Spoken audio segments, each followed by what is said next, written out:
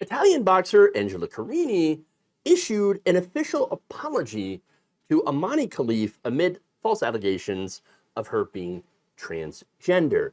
So now many bad faith actors fueled rampant speculation online about Amani's gender by posting false claims that Khalif is a male and has male genitalia.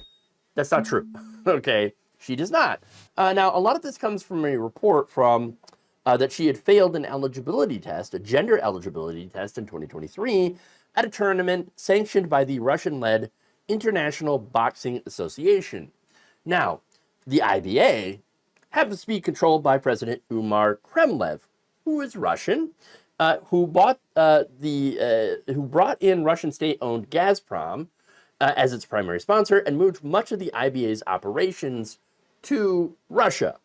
So now, what's interesting about this is that the IBA disqualified Khalif only after she had beaten Russian boxer Azalea Emaneva.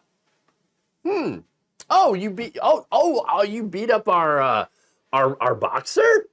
Disqualified. You're a man. That's it.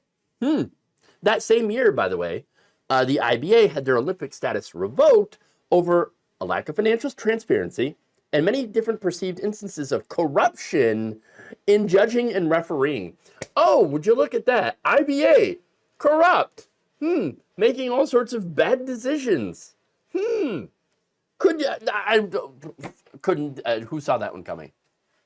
Oh, we all did. That's right. Now, the banned body issued a statement on Wednesday claiming that two boxers, Khalif along with Lin Yuting of Taiwan, did not have a testosterone examination in 2023, but were subject to a separate and recognized test for their disqualification. Okay, so what test? What are the results? What did they actually test for? Don't know. They won't say.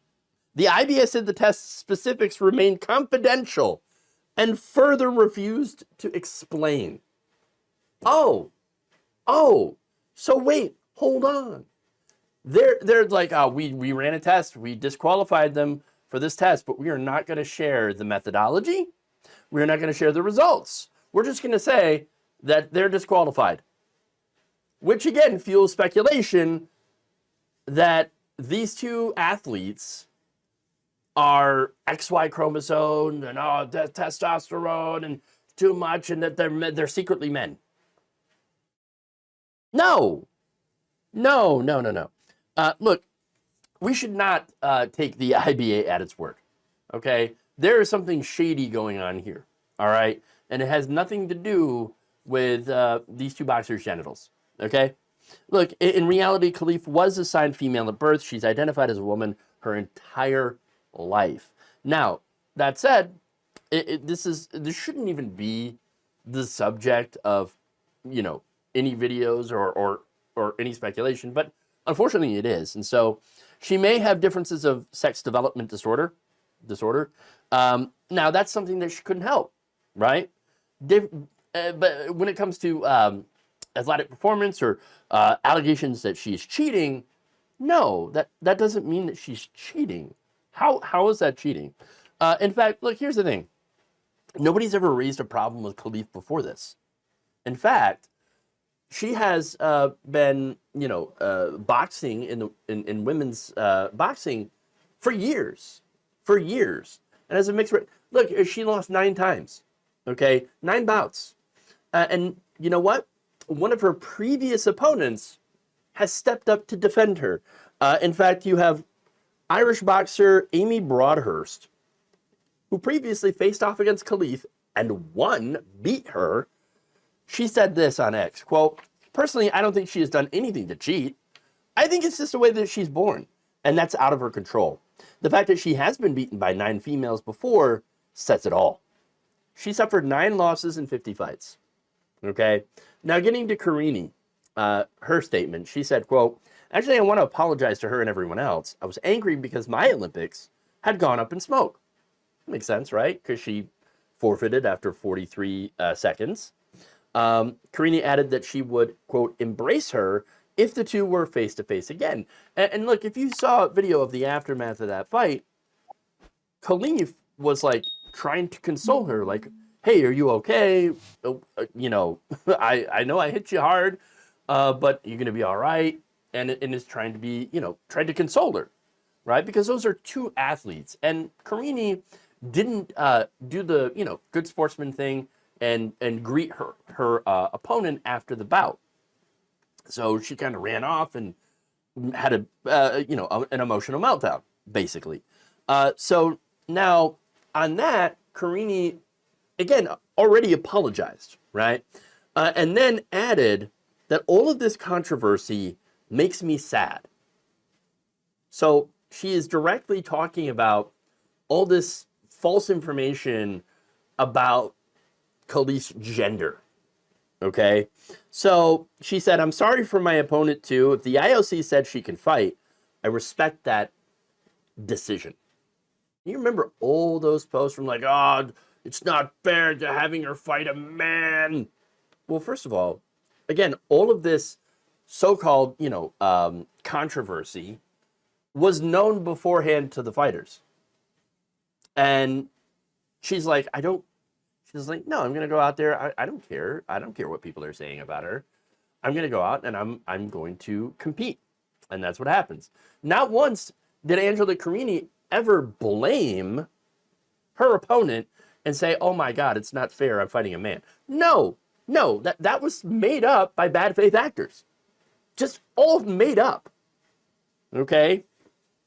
And now look, she I think it takes a pretty big person to come out and apologize for what she did wrong. Again, she didn't act very well on the day that she lost because, again, you can understand that it is a very emotional moment. But later on, she's like, "I am so sorry about what happened. And I would absolutely, give this woman a hug after what happened." And because, again, you had these bad faith actors coming out and just basically smearing you and saying that you're not who you are, that you're lying about your identity. And that ain't right. No, credit to her for doing that. Now, the International Olympic Committee had also published its own statement on Thursday, condemning this misleading information about Khalif and reaffirming their decision to rule her eligible for the Olympics. Okay, good. So now look, I know that none of this information is going to change any of the minds of the people who are now professionally invested in pushing disinformation. I've been seeing these lies about Amani everywhere being pushed by right-wing professional smear merchants. And because that's what they are. They're not defending women's sports. They're not defending women. They're attacking a woman. They're attacking a woman. And it really is dangerous. Khalif is Algerian. That country is very deeply homophobic and transphobic. They wouldn't let a trans person be able to represent their country. In their country, allegations of homosexuality at all can get you thrown in prison. Okay, they throw people in prison. You think they're going to let somebody transition to be on their team? Again, she represents them in the Olympics. So, of course, they're going to know, right? Now, that said, if she were an average Algerian, these rumors could get her killed. And understand that that's the future that the far right wants. Okay? It's what's pushing people, it's what it's pushing people towards with all that hatred of trans people. This is not about fairness in sports. Never was. It never was. This is about erasing trans people from life. And if they've got to hurt cisgender women to do it, using Russian propaganda, they're going to do it. They're going to do it. And it's because they also don't care about women. They attack women all the time. No, what this is about, too, is that they're pushing a very, very narrow view of what femininity is.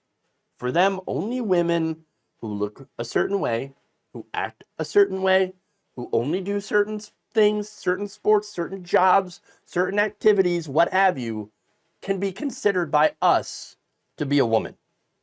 If there's anyone who breaks that, or God forbid, outperforms what they believe is the pinnacle of female ability, They will be falsely smeared and painted as a man. That's what's going on here. That's what it eventually leads to. Look, if you consider yourself a feminist and you're piling on a woman or women who were born as women, but maybe looks a little too masculine, and so you're piling on her, you're calling her a man and trying to deny her opportunities that she has earned, then you're not protecting women.